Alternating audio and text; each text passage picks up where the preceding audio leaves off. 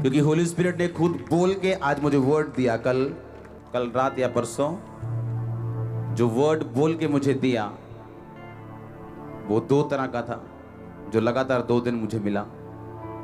बैठ जाओ अपने शरीर में और प्रार्थना करो कि परमेश्वर ये वचन समझने में मेरी मदद और सहायता कर। आमीन। अपने पड़ोसी को बोलो, डिस्ट्रैक्ट नहीं होना, अपना ध्यान नहीं हटाना। फिर से बोलो अपने पड़ोसी को,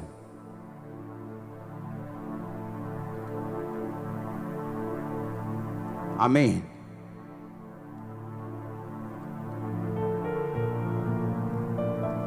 पहला शमूएल 10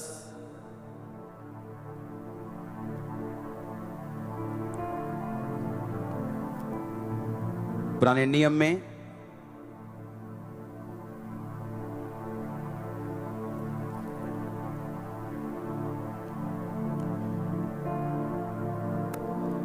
उसकी 19 आयत, 20 आयत और 21 आयत को मैं पढ़ूंगा।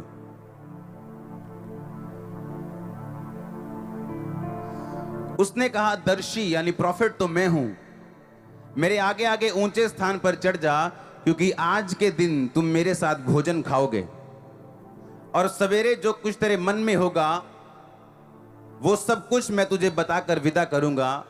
और तेरी गधियां जो 3 दिन हुए खो गई थी उनकी कुछ भी चिंता ना कर, क्योंकि वो मिल गई हैं। इज़राइल में जो कुछ मन भाव है वह किसका है? क्या वो तेरा और तेरे पिता के घराने का नहीं है? शाऊल ने उत्तर देकर कहा, क्या मैं बिन्यामीनी अर्थात सब इज़राइली गोत्रों में छोटे गोत्र का नहीं हूं? क्या मेरा कुल बिन्यामीन के गोत्र के सारे कुलों में छोटा नहीं है? इसलिए तू मुझसे ऐसी बातें क्यों कहता है कि जो कुछ इज़राइल में मन भाऊ है वो किसका है? सब बोलो आमीन।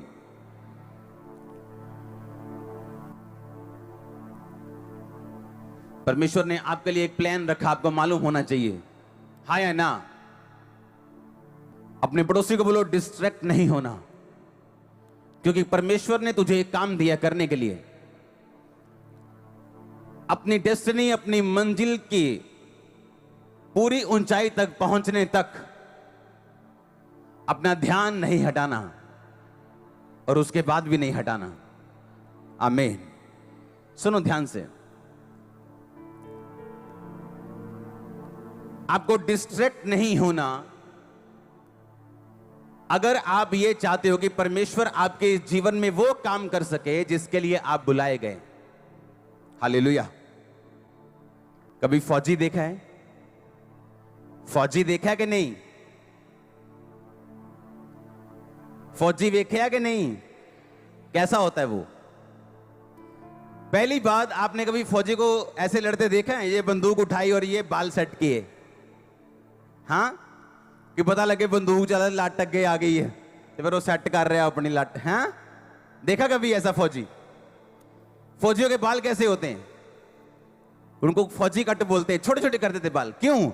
ताकि जब ये बंदूक लेके जाए इसके बाल आगे उगे ना आए, ये ना बाल सेट करने के चक्कर से मथे से गोली खाती होवे। हाँ, डिस्ट्रैक्ट नहीं होना। डिस्ट्रैक्शन से अच्छा ये है उसके बाल काट दिए जाएं। यीशु मसीह ने कहा, अगर तेरा पांव तुझे ठोकर दे, काट के लंगड़ा होके तेरे राज्य में प्रवेश कर जा। तेरी आंख तुझे ठोकर दे, आंख निकाल दे, काना हो जा, इससे अच्छा कि 2 आंख रहते तू नरक में डाल दिया जाए। वो आंख आपका भाई भी हो सकता है, आपका बेस्ट फ्रेंड भी हो सकता है, आपकी गर्लफ्रेंड हो सकती है, आपका बॉयफ्रेंड हो सकता है जिससे आप प्रेम करते हो। यीशु मसीह ने कहा, डोंट गेट डिस्ट्रैक्टेड, अपना ध्यान नहीं हटाना, ऐसा ना हो उस बंदे के साथ तू नरक में डाल दिया जाए। इससे अच्छा ये है उस कमी को अपनी लाइफ से निकाल दे और काना होके मेरे राज्य में प्रवेश कर जा। फौजी के इसीलिए बाल काट देते हैं। क्यों काटते हैं बाल फौजी के? कि जब ये लड़ाई में जाए ये नहीं अपने बाल सेट करता फिरे। कि गोली निशाना फौजी आगे आ जाए, उसकी एक लट आगे आ जाए और निशाना चूक जाए या उसकी जान चली जाए।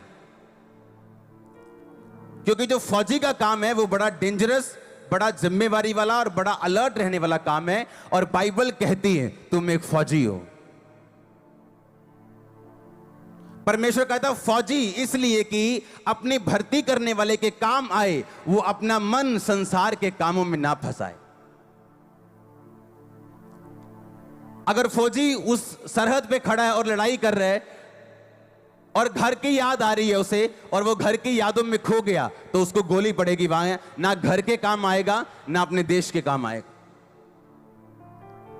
परमेश्वर ने कहा जब तू तेरी भर्ती हो जाए मसीह में, तब तू सीधा देखेगा और वो लड़ाई जो तेरे सामने है तू लड़ेगा और जीतेगा, ताकि तू और तेरा घराना बाद में बरकत पाए। क्योंकि फौजी रिटायर होके फिर सारी उम्र अपने घर रहता है, वो जल्दी रिटायर हो जाता है। हाँ या ना? फौजियों के लिए तारीफ कर दो एक बार जोर से, आमीन। आप यहां आराम से बैठे हो क्योंकि कोई आपके लिए जान देने के लिए तैयार है बॉर्डर पे। हाँ, हालेलुया। परमेश्वर कहते तेरी भर्ती कैसे हुई है? फौजी की तरह। हालेलुया। आपने कभी भी फौजी की भर्ती उसके अपने शहर में नहीं देखी होगी, 1% चांस भी नहीं होंगे, बहुत कम। क्यों? ताकि यानी फौजी जब राउंड लगाने जाए तो उसको मालूम हो ये मेरे दोस्त का घर है, ये मेरी मासी का घर है, ये मेरा घर है, चलो 2 मिनट हो आते हैं। अगर फौजी पंजाब का तो उसे असम में फेंकते हैं, चल भाई असम में। ना बोली रले, ना दिमाग रले, ना सोच रले, ताकि तेरा ध्यान सिर्फ और सिर्फ कहां हो? देश की तरफ, सुरक्षा की तरफ। परमेश्वर ने कहा कि अलीशा अपनी लाठी को दे अपने नौकर को, अपने दास को, और बोल कि जाके लाठी लगा उस मरे हुए लड़के के ऊपर, और जैसे ही तू लाठी लगाएगा वो लड़का जी उठेगा। परमेश्वर के प्रॉफिट ने कहा गेजी आजा। हां, क्या कर? ये छड़ी ले जा, एक छड़ी देना मेरे को। क्या बोला उसने? ये छड़ी ले जा, क्या कर? उस पे लगाना लड़के पे, क्या हो गया? वो जी उठेगा। पर रास्ते में किसी को भी नमस्कार मत करना। कोई तेरा हाल पूछे जवाब मत देना।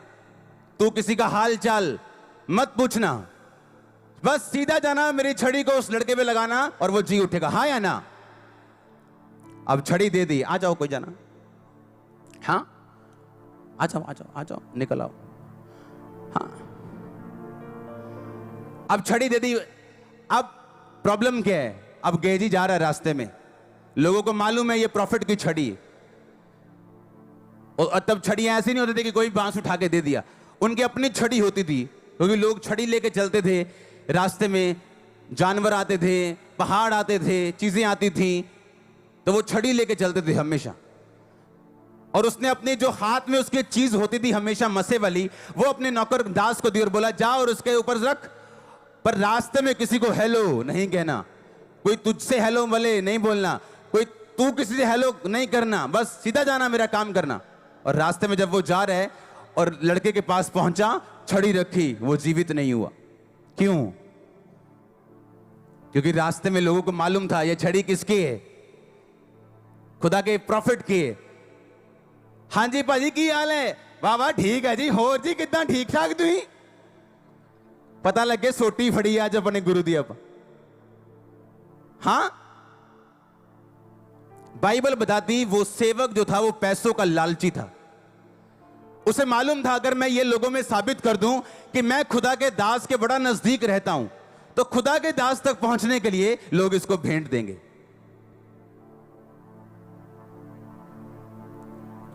तो खुदा का दास तो अपने किसी करीब बंदे के हाथ में इतनी कीमती सोटी दे के भेजेगा? और रास्ते में सब हेलो हाय चल रही है, ये हेलो हाय पूछ रहे हैं और जाना इधर है, लेकिन घूम के जा रहा है क्योंकि अमीर का घर रास्ते में पड़ता है, और उसको बता के जा रहा है और भाजी मैं चलना काम माड़ा या पापा ने भेजा ही माड़ा। हाँ, दिखा के जा रहा है उसको। क्यों? क्योंकि वो पैसों का क्या था? लालची, डिस्ट्रैक्टेड था वो। आकर्षित था वो उस काम के लिए नहीं जो खुदा ने दिया, उस काम के लिए जो उसका दिल चाहता था। और कोई काम नहीं हुआ। हुआ क्या? कुछ नहीं हुआ। क्या कहा खुदा के दास ने? कहता जा और छड़ी क्या कर, उसके ऊपर लगा दे। वो जी उठा नहीं। शैतान आया यीशु मसीह के पास। यीशु मसीह रोजे रख के बैठे हैं और सामने पत्थर थे। शैतान आया और बोला इन पत्थरों को बोल क्या बन जाएं। क्या रोटी बड़ी चीज है? क्या बड़ी चीज है रोटी? आप जा सकते हैं, तारीफ करो। मैंने कहा क्या बड़ी चीज है रोटी? पर उस टाइम प्रभु यीशु मसीह के लिए क्या थी? बड़ी थी। क्यों? 40 दिन से कुछ नहीं खाया और शैतान परखने की कोशिश कर रहे। हां हाँ या ना? अब जिसके 5 बच्चे उससे पूछो बच्चा बड़ी चीज है, बोलेगा नहीं मेरे 5 हैं। पर जिसके पास नहीं है उसको पूछो। अब शैतान जिसके पास 5 हैं उसको बच्चे के लिए नहीं भरमाएगा, लेकिन जिसके पास नहीं है उसको भरमाएगा। चला एक बाबे के पास चलते हैं, चला बड़ी अच्छी दवाई देता वो, चलाओ थे मुंडा हो जाता। और परमेश्वर देखेगा आपको और वो चेक करेगा आपको, क्योंकि शैतान आपकी प्रेजेंट नीड, जो आपकी वर्तमान की जरूरत है, उससे आपको परखेगा। जो आपको नहीं चाहिए उससे नहीं परखेगा।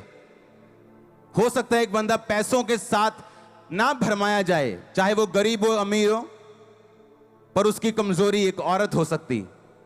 एक बंदे की कमजोरी औरत नहीं है, पैसा है। किसी की पैसा या औरत नहीं, कुछ और है। और शैतान आपकी कमजोरी जानता है और आपको डिस्ट्रैक्ट करने की कोशिश करते हैं ताकि आप वहां ना पहुंच सके जिसके लिए परमेश्वर ने आपको अपने पास बुलाया। हालेलुया। आज मैं यहां पे ना होता अगर उस टाइम परमेश्वर मुझ पे दया ना करते तो। हालेलुया। मैं यहां ना होता। तब की प्रार्थनाएं और डिस्ट्रैक्ट ना होना, अपना ध्यान ना खोना और लगातार प्रार्थना करना, उत्तर ना आने के बावजूद भी उस चीज का रिजल्ट हूं मैं और आप भी। अपने हाथों को उठाओ। Thank you Jesus. अपने हाथों को उठा के प्रार्थना करो, परमेश्वर मेरा ध्यान भटकने मत देना और मुझे छू खुदावन।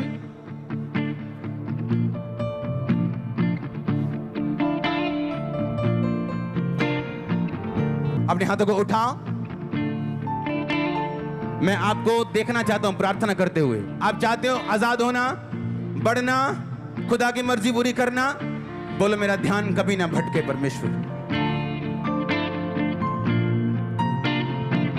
आमीन, आमीन। आप समझ रहे हैं आज का वचन? शैतान कैसे आता आपके पास? आपकी वर्तमान की जरूरत से। आपकी वर्तमान की जरूरत क्या है? अभी क्या चाहिए? चंगाई चाहिए या बरकत चाहिए या पति चाहिए, पत्नी चाहिए? उसी चीज से वो आपको भरमाता है और जिसने उसी चीज पर फतेह पाई है वही फतेहमंद क्रिश्चियन है, दूसरा नहीं। क्योंकि आज हम पाप में हैं। क्यों जी? क्योंकि आज हम जवान हैं और हमारी शादी नहीं हुई, इसलिए हम पाप में हैं। आपकी कल शादी हो भी जाएगी, आप फिर भी पाप करेंगे कहीं ना कहीं से, क्योंकि आपको आदत है पाप करने की। क्योंकि पाप एक आत्मा है, शारीरिक परिस्थिति नहीं। आज आपको कमाई थोड़ी है, आप रिश्वत खाते हैं, आप कमीशनें खाते हैं, आप हेरा फेरियों से पैसे कमाते हैं। आपके पास ज्यादा पैसा आ भी जाएगा, आप पाप करना नहीं छोड़ोगे, क्योंकि पाप एक आत्मा है, शारीरिक परिस्थिति नहीं है। मैंने लोग देखे, हाँ जी व्यभिचार करता जी मुंडा, सेवा चाह के भी। क्यों? कुंवारा है ना, हल्ले कोई गल नहीं, शादी हो गई अभी भी व्यभिचार में है वो। क्योंकि पाप क्या है? एक आत्मा। अगर उसको जीतोगे नहीं, भगाओगे नहीं, अपना ध्यान भटकने नहीं दोगे, खड़े रहोगे, तभी जीतोगे। हालेलुया। मैंने एक वचन पढ़ा था आपके लिए। शमूएल कहता कहता ये खा। कहता क्यों खाऊं? कहता क्या इज़राइल का मन भाव तेरा नहीं? कहता है इज़राइल का सारा मन भाव मेरा। अरे भाई मेरा तो गोत्र सबसे छोटा है, मेरा कुल मेरे गोत्र में सबसे छोटा है। आप ऐसे कह सकते हो कि आप सबसे छोटे शहर के सबसे छोटे गांव में रहते हो और उस सबसे छोटे गांव में सबसे छोटा घर और सबसे छोटा परिवार भी आपका है।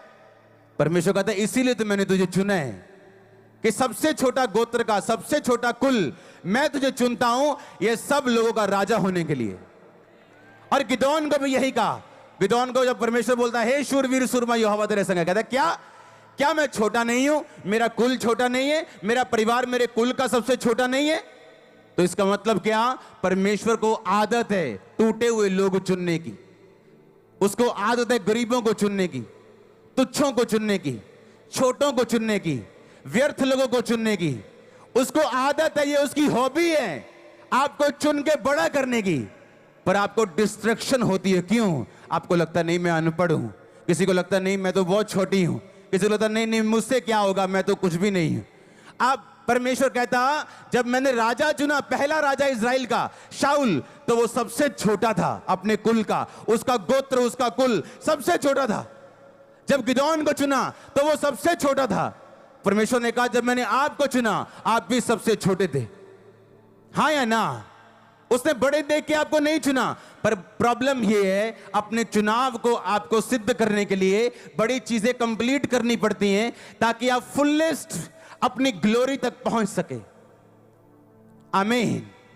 फुलेस्ट मसीह लाइफ को जीने का मजा अगर लेना चाहते हो, हां, मसीह लाइफ की एक बड़ी खूबसूरती है जो दुनिया की किसी चीज में नहीं। इसकी खूबसूरती यह है कि जैसे जैसे आप मसीह में बढ़ते जाएंगे आपकी लाइफ ब्यूटीफुल के बाद ब्यूटीफुल होती जाएगी। एक टाइम के बाद एक टाइम के बाद एक टाइम के बाद एक टाइम के बाद हर साल आप बेटर हो। अगर आपकी लाइफ में कोई ऐसा पाप नहीं है जो डिठाई का हो, बिना पछतावे वाला हो, तो फिर तो कुछ नहीं किया जा सकता। आप में दुष्ट आत्मा में कोई फर्क नहीं। वो भी कहती है यीशु प्रभु, आप भी बोलते हैं प्रभु, लेकिन काम दोनों के एक जैसे। यीशु मसीह डिस्ट्रैक्ट नहीं हुए और शैतान को बोला लिखा है इंसान केवल रोटी से नहीं, मनुष्य केवल रोटी नाल नहीं, पर परमेश्वर के मुंह से निकले एक एक वचन से जीवित रहेगा। हाँ या ना? आपको डिस्ट्रैक्ट नहीं होना। लोग क्या कहते हैं? आपका दोस्त आ सकता है आपको डिस्ट्रैक्ट करने के लिए, आपका ध्यान भटकाने के लिए। आपका करीबी आ सकता है आपका ध्यान भटकाने के लिए। पतरस कहता है यीशु मसीह, झिड़का उसको, झिड़को लगाई यीशु मसीह को, कहता खबरदार जो आज के बाद बोला मैं क्रूस उठाऊंगा, तेरे साथ कभी ऐसा ना हो। यीशु मसीह ने कहा शैतान मेरे सामने से दूर हो, तो मेरे लिए ठोकर का कारण है, क्योंकि मैं पैदा ही क्रूस उठाने के लिए हुआ हूं। और यीशु मसीह ने आपको भी यही कहा, अगर तुम उसके चेले हो अपना क्रूस उठाओ और मेरे पीछे आओ। अपना क्रूस उठाओ, अपने आप का इनकार करो। अगर अपने आप का इनकार कर दोगे तो शैतान तुम्हें भरमाएगा नहीं कि देख तू चंगा नहीं हुआ, देख तेरा भी बेबी नहीं हुआ। नो नो नो नो, अगर आपने अपने आप का इनकार कर दिया आप भरमाए नहीं जा सकते। आपकी इज्जत परमेश्वर की, आपकी बेइज्जती उसकी, आपका जीना उसका, आपका मरना उसका। वो आपका ध्यान रखेगा, जबरदस्त ध्यान रखेगा। हालेलुया। अपने पड़ोसी को बोलो तेरा ध्यान भटकने ना पाए। अगर तो उस मंजिल तक पहुंचना चाहता जो खुदा ने तेरे लिए रखी। आमीन। आप तैयार हैं उस तक पहुंचने के लिए कि नहीं? आपका ध्यान भटकना नहीं चाहिए। आमीन। आपका ध्यान भटकना नहीं चाहिए, मैंने कहा।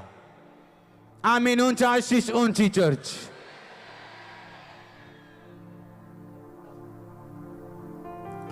हालेलुया। आपका ध्यान भटकना नहीं चाहिए। ये होली स्पिरिट ने मेरे वर्ड मुझे दिए हैं बोल के आपके लिए।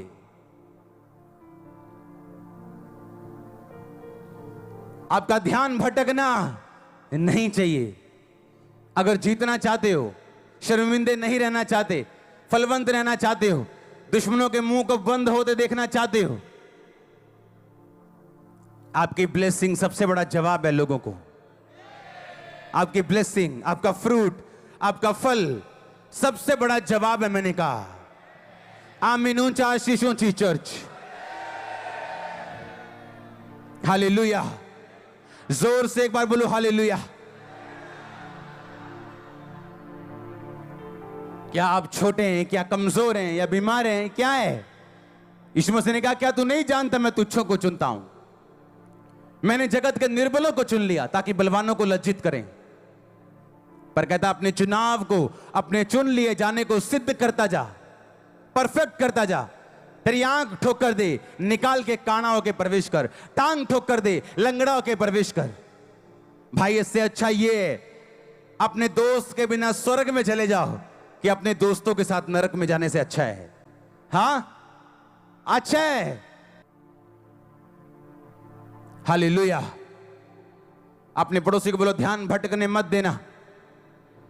आमीन। फिर से बोलो अपने पड़ोसी को ध्यान भटकने नहीं देना है। आमीन। आप कैसे इमेजिन कर सकते हैं एक फौजी, इसकी भर्ती घर से दूर की जाती, इसके बाल काट दिए जाते हैं, जिसका ध्यान बुरी तरह से सरहद पे लगाया जाता है। क्यों? ताकि वो मरे ना, अपने देश के काम आए। सिर्फ ऐसा ना हो ना अपने देश के काम आए ना अपने घर के काम आए। धोबी का कुत्ता ना घर का ना घाट का। क्रिश्चियन लोग ऐसे नहीं होने चाहिए। आमीन। ये नहीं भर्ती मसीह में हो गई और ध्यान अभी शैतान की तरफ और ध्यान अभी गंदे कामों की तरफ। इसलिए परमेश्वर ने फौजियों की एग्जाम्पल दी बाइबल में कि फौजियों से सीखो कि जो फौजी भर्ती होता है तो भर्ती करने वाले को वो प्रसन्न करता है, अपना ध्यान संसार के कामों में नहीं लगाता। हालेलुया। उसके बाल छोटे छोटे होते, क्यों? ताकि बालों की तरफ ध्यान ना हो, सिर्फ गोली मारने में ध्यान हो। आप बिना फोकस लगाए मसीह में जीत नहीं पाएंगे, और अगर जीते नहीं, फल नहीं लेके आएंगे तो शर्मिंदगी होगी, रिजल्ट अच्छा नहीं आएगा तो इंसल्ट होगी। लेकिन हन्ना और पनिन्ना दो थी। हन्ना बड़ी थी, नाम दूसरे नंबर पे आता था। क्यों? फल नहीं था। जब इंसान में फल नहीं होता तो उस घर का बड़ा भाई छोटे भाई की तरह जीता है, और छोटा भाई जो अमीर है बड़े भाई की तरह जीता है। हाँ या ना? तो फल लेके आना ये आपकी जिम्मेवारी बनती। और परमेश्वर कहता मैं तुझे चुनता हूं, ठहराता हूं फल लाने के लिए, तो उसके पीछे चलना आपकी जिम्मेवारी। डिस्ट्रैक्ट ना होना, आकर्षित ना होना, ध्यान भटकने ना देना, यह आपकी जिम्मेवारी। आपको कभी किसी ने कुछ नहीं कहा, कोई ऑफर नहीं, कोई प्रपोज नहीं। हां, कपड़े गंदे, रंग काला है, हां, आंखें लाल लाल हैं, पर जैसे ही मसीह में आए एक सुंदर सी लड़की प्रपोज कर रही है आपको। आप देख रहे हो ये क्या हो रहा है? क्योंकि वो शैतान देख चुका है तेरी डेस्टिनी को। उसे पता है कि इसे खत्म करने का तरीका यही है, अगर ना हुआ तो मैं गया। हां,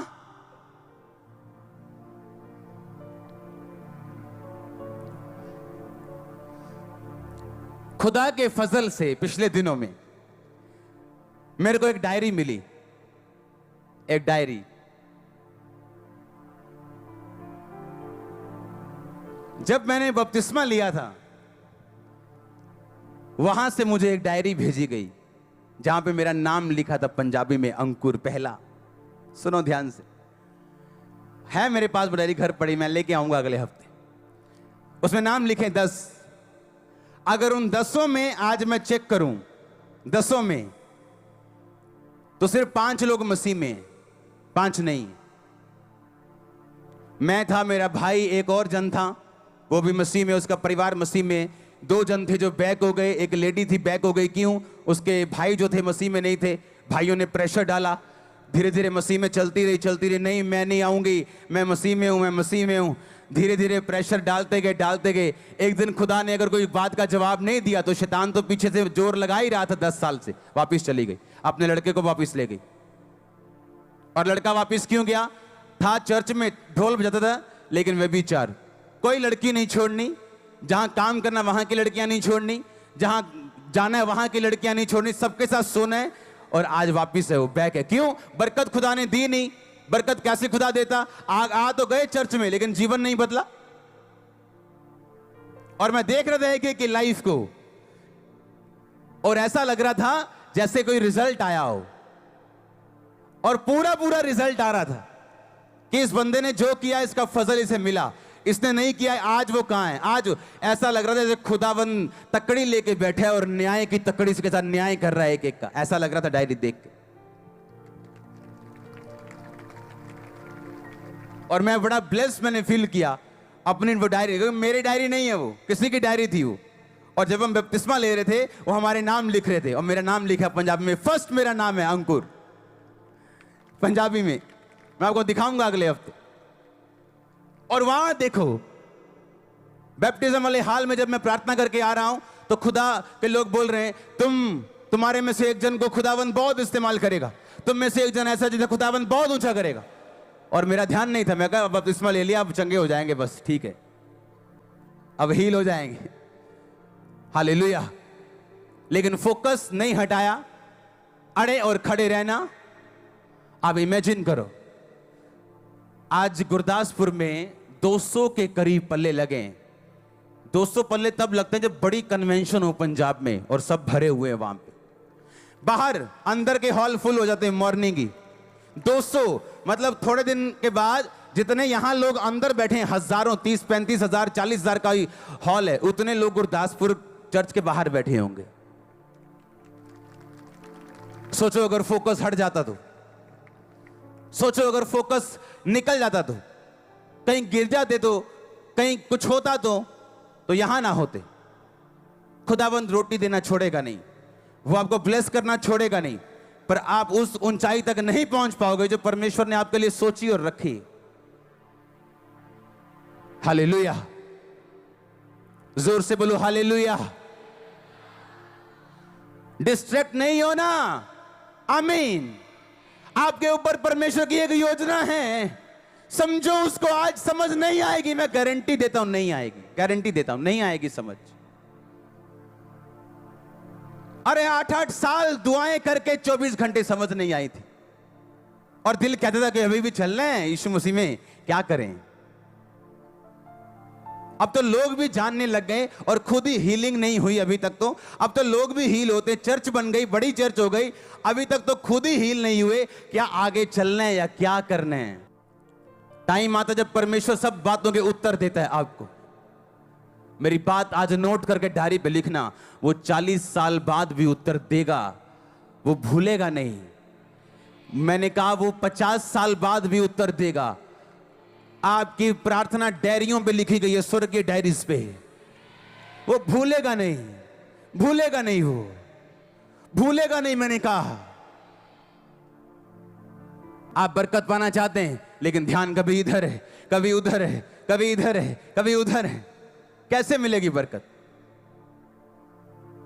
शराबियों की तरह तो भाग रहे, कभी इधर कभी इधर। सीधा क्यों नहीं चलते यार तुम, प्रॉब्लम क्या है। हां, बिना टेस्ट के कोई भी टेस्टिमनी नहीं है, बिना मैस के कोई मैसेज नहीं है। हालेलुया, कोई टेस्टिमनी नहीं बिना टेस्ट के। आप डिस्ट्रैक्ट हैं, आपके दुख आपको, आपका ध्यान हटा रहे हैं प्रभु से। आप बने नहीं हो सेवा के लिए। आप नहीं जानते सेवा के पीछे का राज क्या है, आप नहीं जानते उसके पीछे की कहानी क्या है। हालेलुया। एक सफल क्रिश्चियन, एक स्टैंड लेने वाला, एक चट्टान की तरह खड़ा रहने वाला क्रिश्चियन किन चीजों से निकला है आप नहीं जानते हो। आपको सिर्फ उसकी ग्लोरी दिखती है, स्टोरी नहीं। मैंने अपने पास्टर को फोन किया, मैंने कहा क्या हुआ, ये बन गया, ये चीज बन गई चर्च में। कहते नहीं बनी। मैंने कहा ये वाली चीज, इसके ऊपर वाली चीज, एक गाड़ी, सब कुछ मेरी तरफ से होगा, एवरीथिंग। आपको जो चाहिए आज से, आपको किसी से नहीं लेना, मुझसे लेना है। ये मेरे लिए बरकत होगी।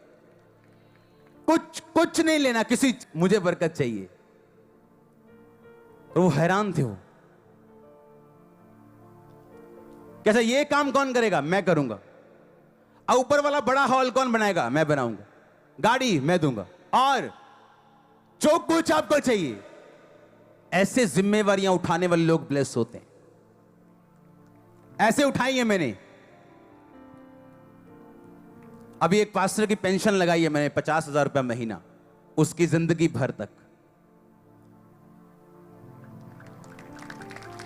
आराम से बैठ जाओ। अब आपने जो करना था खुदा के में कर दिया, अब आप आराम से बैठो।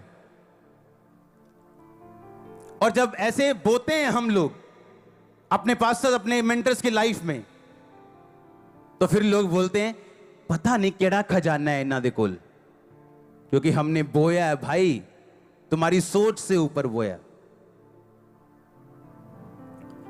हालेलुया। एक लड़की आ रही मेरे पास, अच्छा ये मैंने नंबर लिए, ये मेरी टांग नहीं है, मैंने नंबर लिए। मैंने कहा इसको पहले तो एक्टिवा लेके दो, एक पहियों वाली। मतलब कैसे हो सकता है आप किसी को देखो, वीडियो को, किसी जरूरतमंद को, और आप उसकी लाइफ चेंज ना करो। अगर आप लाइफ चेंजर हैं, आप बोने वाले हैं, आप कभी सेम नहीं रहते, कभी भी। ये वो लोग हैं चर्च में जिनको पैसे का लालच नहीं, जो बोने वाले लोग हैं। हालेलुया।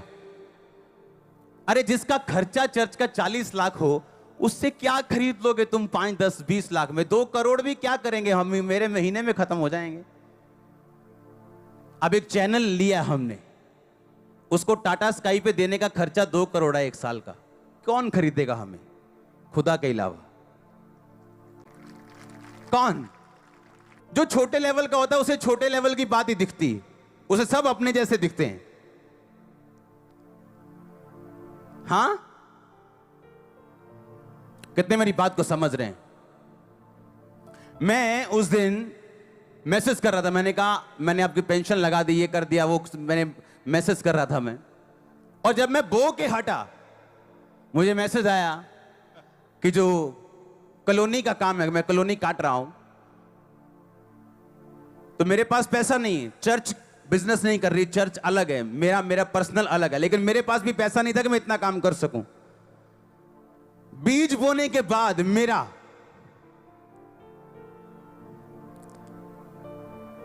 रात को एक मैसेज मैं कर रहा था, मैंने कहा मैं आपको 14 लाख कुछ हजार बीज बो रहा हूं। आप जब बीज ही छोटा होगा तो आशीष भी क्या होगी? जब बीज ऐसा है कि आप फाड़ रहे हो शैतान का गला, खत्म कर रहे हो उसको। मुझे मैसेज आया एक मेरे फोन पे, उस पिक्चर, कॉलोनी की पिक्चर दिखाना, ये कॉलोनी हम काट रहे हैं, ऐसी होगी।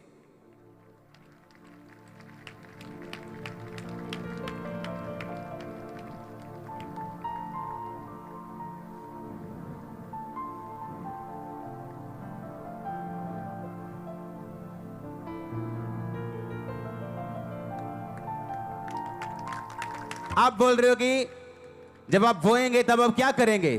काटेंगे। आज लोगों को खामबरा चर्च की बरकतें नजर आती हैं, पर जो खामबरा चर्च पीछे करता है वो नजर नहीं आता, क्योंकि आपको बोल के हम बोते नहीं, आपको बोल के बताते नहीं है कि इतने पैसे हमने बोए हैं। आमीन। मेरा खर्चा रहे साइड पे, काम रहे साइड पे, जो मेरी तली में आता है उसका 10वां हिस्सा पहले साइड पे जाता है। वो चर्च का हो, वो मेरा हो, वो किसी का हो, जो पैसा इधर आ गया पहले तो उसका टाइथ खत्म करो। टाइथ से थोड़ा ज्यादा होता है वो, मैं रिस्क नहीं लेता हूं, थोड़ा ज्यादा होता है टाइथ से। विडोज का अलग, ऑर्फन्स का अलग, हेल्प अलग, लोगों के ऑपरेशन अलग, सब कुछ अलग। और कोई फिर हैरानी नहीं कि आज गुरदासपुर में 200 पल्ले लगे, हजारों लोग चर्च के बाहर बैठे हैं इस गर्मी में। दुनिया हैरान है, पूरी दुनिया। कहते हमने एसी लगाए हुए हैं, हमने ठंडे पानी के स्टॉल लगाए हुए हैं, आते ही नहीं कोई। पता नहीं कौन सी तुम गुट्टी पिलाते हो। यहां गर्मी में लोग बैठे हैं कि पास्टर जी और सुनाओ 4 गल्ला। हाँ, क्या इससे ऊपर गर्मी नहीं हो सकती? और चर्च बढ़ रहा है। हाँ, मैं पसीने में प्रीच कर रहा हूं, तुम पसीने में सुन रहे हो। हालेलुया।